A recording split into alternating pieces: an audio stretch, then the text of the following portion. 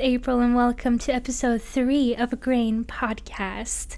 I'm also known as SHIVRSHOTS Photography, as you can see on my sweater. Shout out to Kaylee's Creations. If you're hearing some noises in the background, it's seriously just my dog.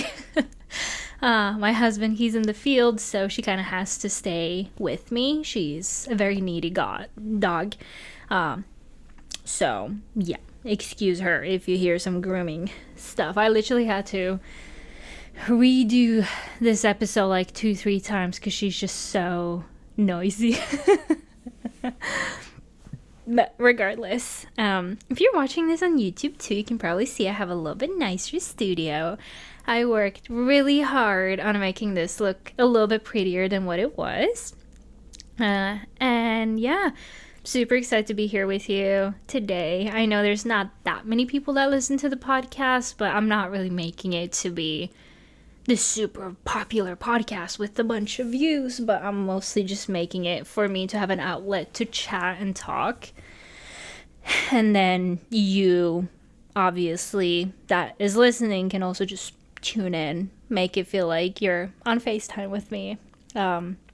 I am feeling a little scruffy, to be honest.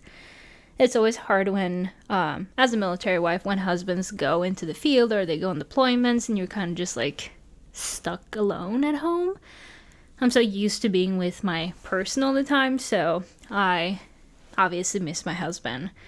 I also have not been feeling my best either, like physically. As you can see, like I tried putting my hair and my glasses on so I look somewhat presentable, but I have not been feeling good at all this week. Like I think there's something going on around. I had to cancel one session, which made me sad. I was very excited for that. So if you guys hear something with my throat, it's literally just that. Yeah, this week we're literally just going to talk about Casey's birthday. As you know, last podcast episode we talked about that with walkable cities, traveling in Europe, more film, and journaling. And if you guys in the future want to know some of my journals, a little bit about motivation too. I feel like I've been in this like black hole.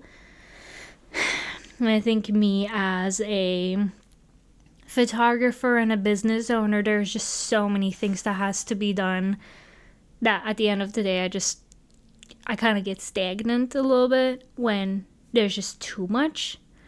And then at the wedding corner also, we're just going to talk about the power of a good timeline, the coordinator, how you shouldn't put that job on other vendors if you don't end up hiring one. And top 5 for today is top 5 mistakes you do as a new beginner or a new business owner. So let's get right into it. This weekly BTS, since last time we've talked, I've been to Seattle. Actually, it was right before I left last week to record the episode, and it was really good. It was a good event shoot. I feel like I got a lot of good shots in, and it kind of makes me realize that I have imposter syndrome. It's not like I'm gonna sit here and diagnose myself, but it is for sure different to I just have had so much on my plate recently. I've been so busy. I've had so many things on my to-do list. My dog is laying right next to the tripod. I swear to God, if she knocks it over, I'm throwing hands. I'm so nervous. There's so many fragile things here, and she just want to be with me all the time. So I'm just hoping she's not pulling anything. But yeah, it was just weird because I have a successful business. I have this podcast that no one listens to. It doesn't matter because I still want to do it. I like doing the podcast, so it doesn't matter if anyone listens to it. And then I go into a room and I get insecure. And I hate that. I hate that I get insecure because I need to take up space and I know what I'm doing and I know that I'm good at it. Otherwise, people wouldn't book me, right? Like, I know, not to sit here and toot my own horn, Jesus. I know that I'm resilient, I'm organized, I'm good. I go into, an event or a wedding and I know what to photograph because that's my job and I know it. I know how to work a camera. I know how to edit photos. And then suddenly I go into, like, I don't shoot for a week or it goes a month between weddings, and then I go there and I feel kind of small. I feel a little bit insecure. And it makes me so sad. And I don't want to be like this super hyper political woman that's like, us as women, we get suppressed in the media, da da da. But it really makes me think that, again, not to be that person, but men take up just so much space in the industry. So when they go into the room, they can be as dookie as can be, and they can still, deliver a shitty gallery or be rude to people, and that can still be a successful business. While us women, I feel like we have to work so hard in order for that to be a successful good thing. And I noticed I've been so overwhelmed and disorganized and tired and insecure lately. Like my thoughts right now, they're just not organized at all. I would go into the room to the event, Casey's birthday, and there would be a bunch of people that's like double my age, which is, they're not dangerous, they're just people. And I would go in there and I have my little blazer on, I have my little merch t-shirt on, I have my camera, I have my gear, and I noticed that I just like get stagnant, I get insecure. And it makes me so sad that there's probably so many people that go out there or go to shoots and they let other people or stares or negative comments just kind of really steer the direction of where the day is going. Not that that happened on my photo shoot or the event, but I just hate having imposter syndrome. I felt so small. I was standing there with my camera and flash, and naturally you're not going to get the perfect shot all the time. You have to like fire a few times, play around, look at the edits, and then you get insecure, and I hate that. I felt so small. I took photos and I was like, ooh, yeah, am I using too much flash? Am I in these people's like personal space? And then I kind of have to snap out of it and to think like, yo, these are just people. There's nothing dangerous about them. No one's gonna judge me, and if they do, they're kind of losers. Because why would you judge someone for doing their job, And the same here. I came today with this episode, and usually I'm very excited to do podcast episodes, but today I was just like not really feeling it. I've been procrastinating for so long, and I was just like, but why do I bother? Like, no one is listening to this podcast anyway. But then I have to remember, you know what? Yeah, no one liked my first Facebook photos, and people thought I was this little lousy photographer to begin with. But I have to snap out of it. I have to gain that confidence and think, you know what? Whoever listens to the podcast, it might make an impact, and it doesn't matter if it is one person or a million people. And same at the event, like I had to snap out of it, because I feel like you really can tell on your body language when you're so closed and kind of insecure. And I didn't have the confidence to walk around freely and just kind of take photos. But then you have to fake it till you make it. So at the end of the day, I just kind of told myself to snap out of it. I rised above it. Again, there was no one that was negative or harsh with me. I just felt insecure. Same when I've been posting or sending galleries to clients and they kind of just go quiet. I'm just like, did you like your gallery, or what happened, So this week just has been filled with, honestly, this has been a bad week. And I don't want to come here and just sit and complain. It was a very good podcast episode last time with a lot of singing, a lot of energy. And then this episode is a little bit more mellow, but I think that's what I want with the podcast as well, that it's just so transparent that we can just sit here and talk, and there's no judging or no like theme of the podcast, that it just feels like I'm your sister and you're listening to me chat with you. And that makes me very sad because it brings me back to Europe, where I lived for most of my life, and I had so much confidence, and I could walk around in the city, and I had friends, and it was just so much easier to befriend people because I had that confidence. And I feel like it's so much harder, especially after COVID too, to befriend people because I at least don't have the confidence to message people or go up to people and be like, oh my God, I love your work, I love your art, da da da da da. I feel like some people for sure will look a little bit weird at you. And I miss the person I used to be. And it's kind of sad to say, because right now, don't get me wrong, I have a peaceful life, I have a happy life. I'm very happy, but I feel so boring. I go to bed at 9. I watch Grey's Anatomy every day. I try to get a little workout in. But I don't have a friend group or a community or anything of that sort. And it just makes me so boring. And it's not that I haven't tried, but moving around with the military makes it so hard. And then when I go to events like a 40-year-old birthday party and you see there's like 40, 50 people there and everyone's there. Everyone's cool. Everyone's having little martinis and oysters. And they have their cute little outfits on. And I'm just like, oh my God, I'm 25 and I'm a fucking loser, you know? It makes me so sad to think that I have become such a big loser at this age. But I don't know if I think that I'm a loser and I'm boring, because my earlier years, like 5 years ago, I used to be crazy and I used to go out and drink and da da da da. I don't miss that at all. I love my peaceful life. I love my boring life, quote unquote boring, because it is predictable. But I also miss having social gatherings with people and people like having a village, having people care for you. And then having those reflections on my way back from Seattle, like thinking about it, it just made me think like, oh, I miss traveling as well.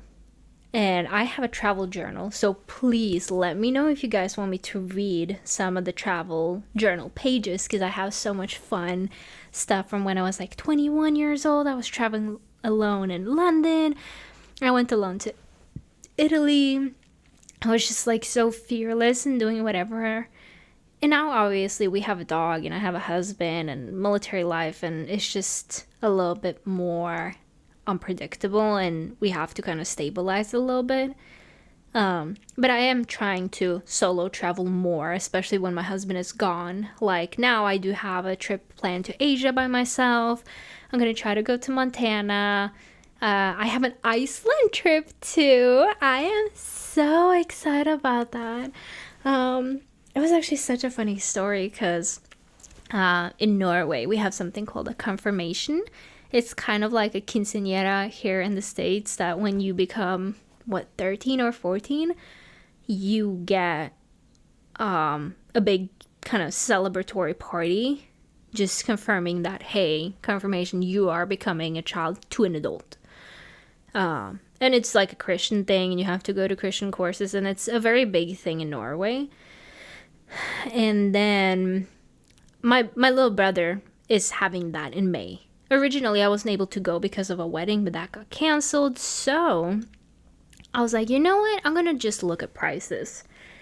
Turns out Seattle layover in Iceland to Oslo and that round trip is only $500. I don't think I paid more than $500 round trip. So I'm very happy about that. I ordered that, and it was either like 1 hour in Iceland or 23 hours. So I took the 23 hours because it's in May and I might as well go. And it started making me think about a friend I used to have in Iceland, because how sick wouldn't it be to take like photos of an Icelandic wedding in Iceland? Fucking awesome. And I started thinking, do I know anyone that's Icelandic? Because I want everything to be very authentic and people to give me their resources, or if I have friends and family there. I had one friend, Lisa. She was my friend from my old times back in Norway when I used to work as a bartender. We were crazy together. We were doing all sorts of things. My God, I don't even want to talk about that. And I could not for the life of me find her on Facebook or anything. And I literally sat up nights thinking about her. I was like, where did this girl go? I need to talk with her. I need to ask her what's the good places. I spent hours just scrolling on Facebook friends trying to see if I were there. Nowhere. And then yesterday I finally reconnected with her, and she's the sweetest thing ever. And we haven't talked for 3-4 years. And since then, both of us have gotten married. She's gotten a child. And it's just so weird seeing that progression. And it kind of leads back to what I was talking about earlier, that I'm so used to being crazy and going and doing whatever I want and having no reliability in finances or daily life or anything. Not that I was like doing drugs or anything. It sounds like I had a completely crazy life. I had a normal job and studies and everything. But, you know, I do what every 20-year-old is doing, you know, boys and drinking and partying, whatever. And now that you kind of grow up and I'm able to save money and I buy a car and I'm married, you know, I'm not... Oh my God. I actually hate this camera so much. This camera has caused so much troubles for me. I'm so sorry. Anyway, whatever. Yeah, I'm staying married. And it's just so weird thinking that there was just so much things that were going on in our lives. And now that we have a calm life, I need to learn to appreciate that and not think that, this is boring. And I really enjoyed that. So yeah, please let me know if you guys want to hear about the journals from Europe when I was traveling around. And I'll for sure sit and read like maybe one per episode. Over to the wedding corner today. If you're an industry professional, anything that works within the industry, or a person planning a wedding, this little segment is for you. This is the wedding corner where we kind of talk about what are good ideas or bad ideas, or just simply what wedding have I done recently that I really enjoyed doing. So for this episode, I'm going to talk about the power of a good timeline and a coordinator. So a good timeline. I have so many people talk to me that they love weddings. They have so many things they want to do within one day, and then try create a timeline, and it's just so crowded, or it's so much time in between each thing that it's so dragged out.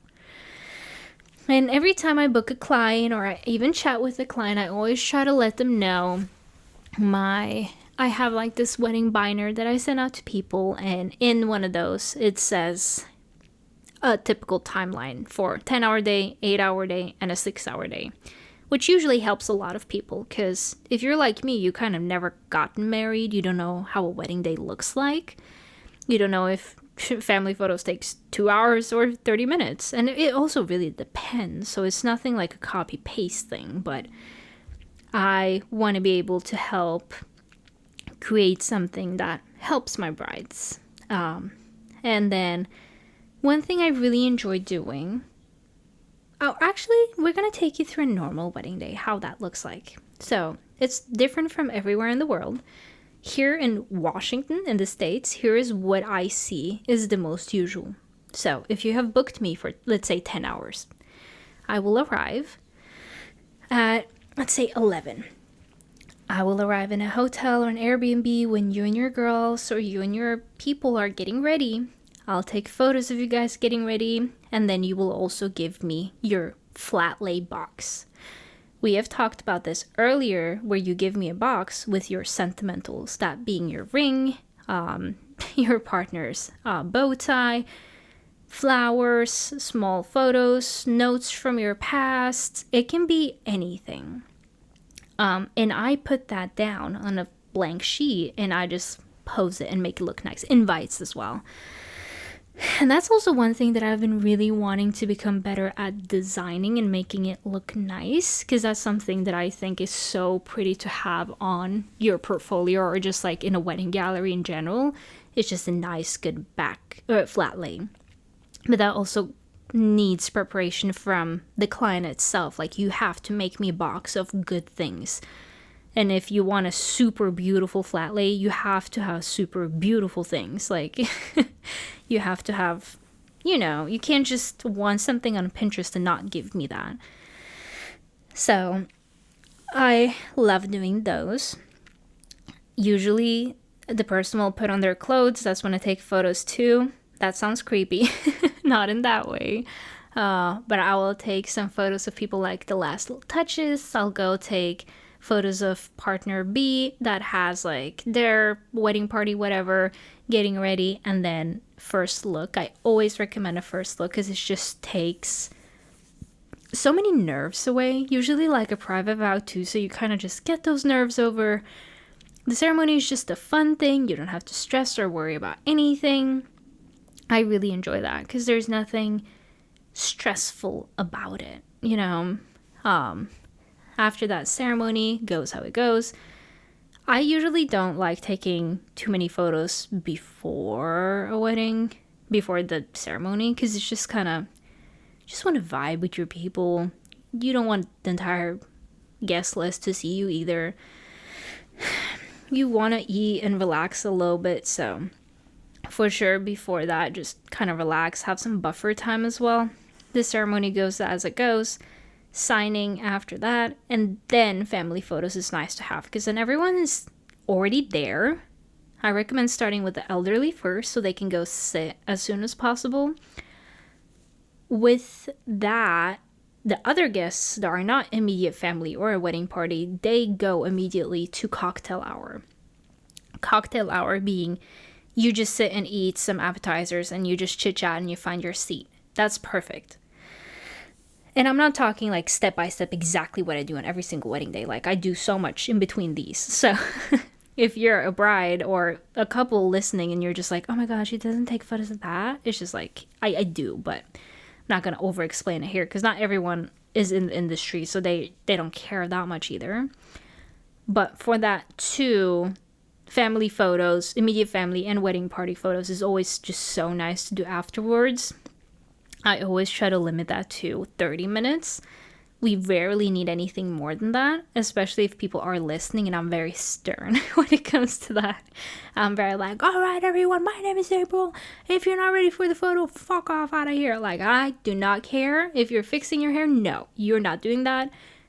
On Meredith, no, you are not gonna be in this 30 shots. I don't care. I'm following the shot list that the couple gave me. And that's where I love having a coordinator or day of coordinator as well, because they can be stern and they can just be like, hey, we have 15 minutes left. I always have like an Apple Watch and watch the time myself. But if people don't have a coordinator, I feel like they often put that on you. And I'm not sure if I like that. I'm personally a very type A person. I don't mind coordinating, making sure everything's on time, but I'm not gonna be the type of person that's like, hey, the groom hasn't gotten ready yet and I asked him 10 times. That for me as a photographer is not my job. And I have had that happen so many times that it says like first look at 10 a.m. and it's 12 and it still hasn't happened. I hate that so much. That has happened more than I don't want that to happen anymore. So that's why I also want to work closely with the coordinator so they can take care of that and I can just take photos and focus on that instead of holding a timeline for a bunch of grown people. It just gets so boring. Like, I don't care to sit here and babysit your fucking adult people. Like, get it together. If I say photos is at 2, you go out 2 and everyone's ready by 2. Don't sit there and vape and, oh my god, I had to piss, and oh my god, no, Michaela, she's pooping right now. She's gonna be there in 5 minutes. Okay, sorry, then Michaela's not getting photos. We're done in 5 minutes.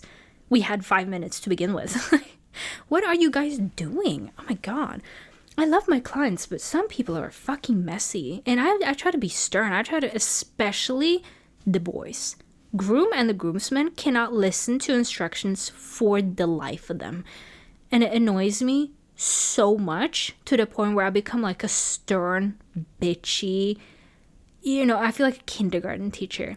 Okay, guys, let's use our listening ears. I don't want to be like that. I want to be a photographer that just has good vibes and take photos, So that's why I really like working with the coordinator, because they kind of take care of that instead of me. Enough about that. Here is top 5 mistakes you do as a new business owner. Number 5 on today's top 5 list is waiting equals perfection is procrastination in disguise. If you are like me and you have to sit and curate and make everything perfect and make sure this caption is wonderful and this photo has to be perfect, or this product you're trying to launch is trying to be perfect, or website, stop waiting. You are procrastinating and you're lying to yourself that you're just trying to make it look nice. The longer you wait, never is gonna happen. I usually have a weekly agenda for me, and I try to say, okay, Monday I'm doing the taxes. I don't care how they're gonna get done. I'm done trying to sit around and wait. If they're done at 5 a.m. or 5 p.m., I don't give a fuck. They need to be done. Just do it. And you don't have to make it perfect. It doesn't have to be down to the cent. Okay, just do it. Same with me launching my podcast. I was running around. I was super stressed. I would preferably want to redo the first episode, but who cares? I did it. And I'm not saying be sloppy, but do it. Waiting is perfection. It doesn't, those things aren't alike. It doesn't have to be, everything you do, it doesn't have to be perfect. You can curate it and be mindful with it. But again, not everything has to be perfect. Sometimes you just have to put your stuff out there. Like I edited one TikTok and just put it out there. Didn't really think much about it, Ideally would be a different font or whatever, but I put it out there and it was great. It got 250,000 views. That's no one cares about those super, super small details. Now, for bigger things like a wedding gallery, you would want to be a little bit more like curated and actually sit and spend your time, straighten up that photo and all that stuff. But there's a fine balance here. Number 4 on top 5 mistakes you do as a new business owner. And that is for sure undervaluing your time or having no boundaries with work life. When I first started out, I said yes to everything. I said yes to everyone. I chatted with people at any times of that day. If it was 11 p.m. on a Saturday or 5 a.m., everyone could get a hold of me all the time. If I was outside with my husband walking with our dog, they could get a hold of me. There was no such thing as office hours for me. And I think at some point you have to be accessible, obviously. I don't believe in people not answering their emails for like 2 weeks. That's excessive, Obviously, if you're out of office, whatever, that's fine. But I for sure believe there's, again, fine balance here. You can't undervalue your time. If people are saying like, oh, can you work 10 hours at my wedding? I only have $100 budget. No. $100 will get you 20 minutes on a Saturday, on 4th of July. Don't come last second with me. You need to value my time. I will value yours. Our time is equally as important. Same goes with money. You cannot just, people cancel deals. That happened a lot when I was first starting out and I had a lot of low quality clients. That doesn't mean low budget clients, because I had amazing people. But low quality clients being like, they'll cancel last second, they would want a refund, but then it's like, hey, you had a car note you need to pay? Yeah, but I also had a car note that I needed to pay. And you asked me to take photos for you tomorrow at 9 a.m. That's when I, want to be with my kids. Not that I have kids, but you need to start saying no and valuing your time and setting office hours. You cannot work 7 days a week, every single week, 4 years. You're going to get burned out, you're going to get tired, and you're going to learn to hate this job so much. So it's easy for me to say, but I try to be available a little bit here and there throughout the day, so I'm not on the clock in office from 8 to 4. I do for sure try to sit down and be like, okay, after dinner time at 6 p.m., I'm not answering any emails. After dinner time, no one's getting a hold of me. Unless there's a consultation call we've talked about for weeks, then it's fine. And once a week, I'm not allowed to answer emails or anything. I will take the day off.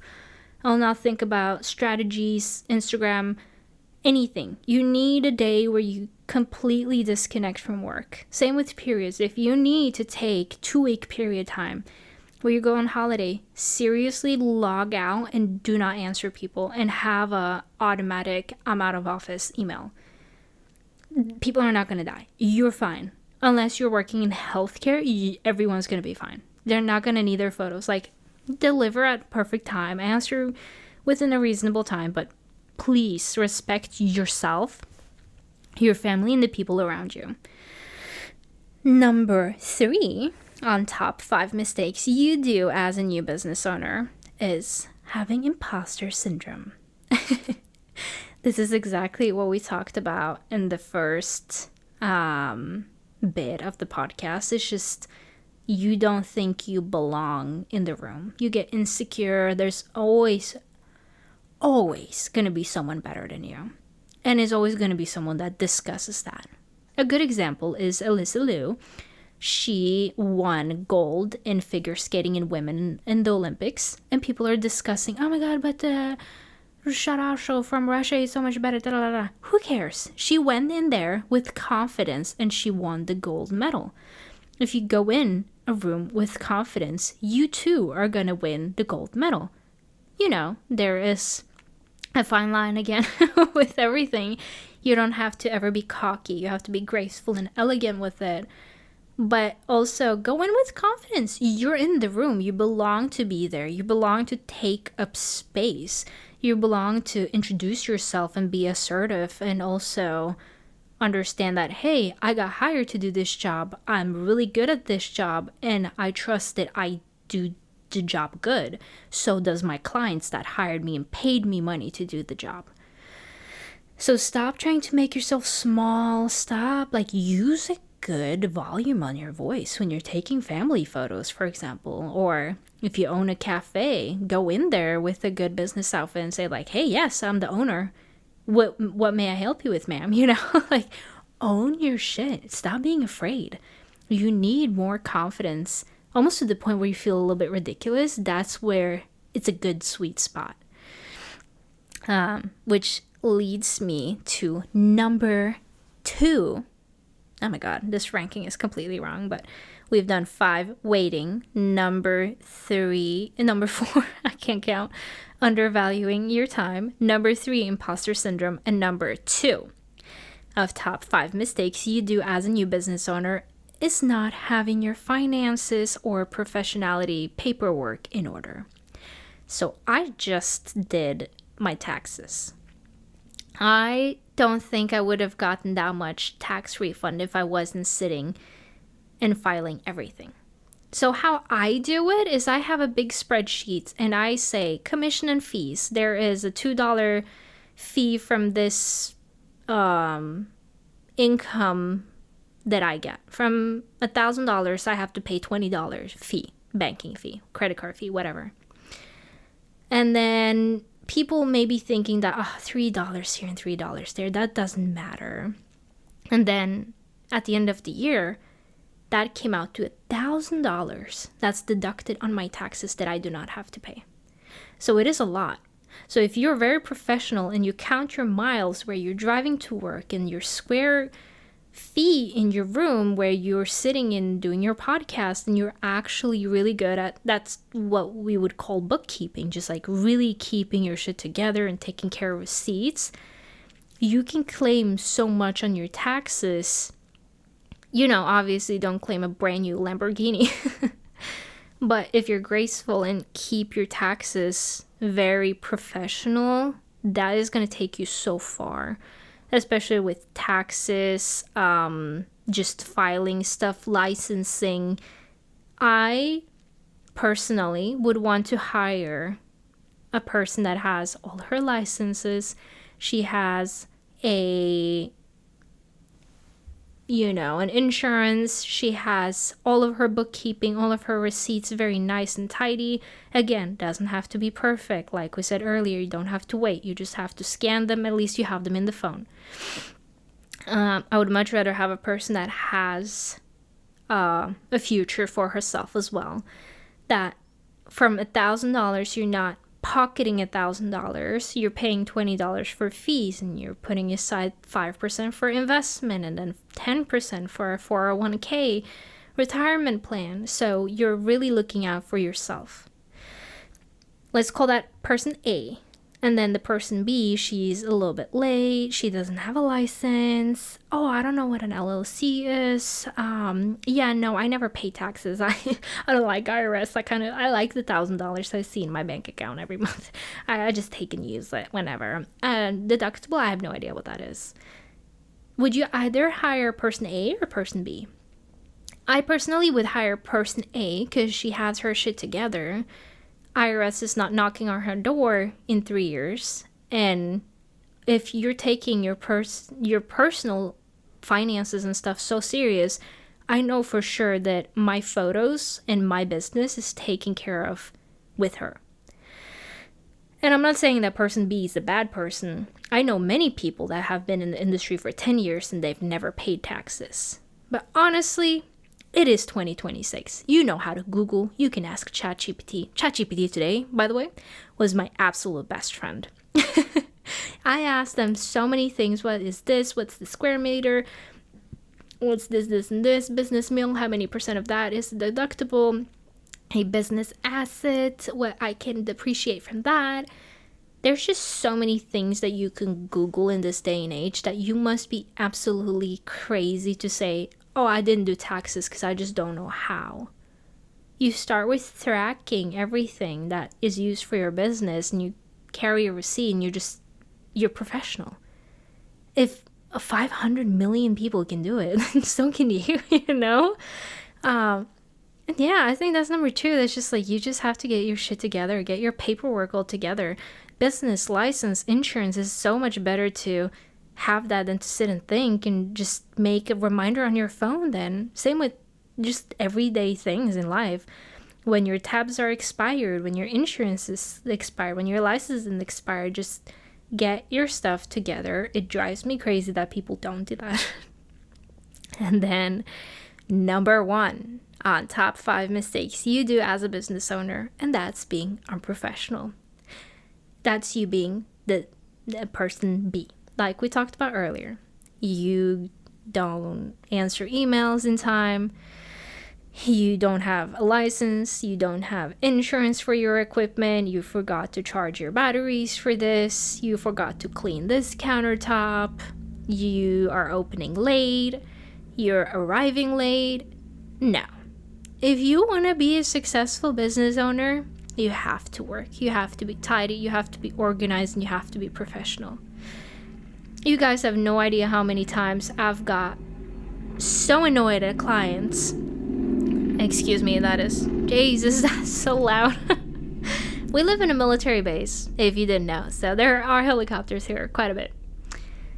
But you cannot be a professional, I dare I say, you cannot be a good business owner if you don't have any of those all together. There's been so many times that I've been frustrated at a client just talking ugly to me. You can't really talk ugly back. You have to put on your customer voice and just say, sir, I understand this is super frustrating.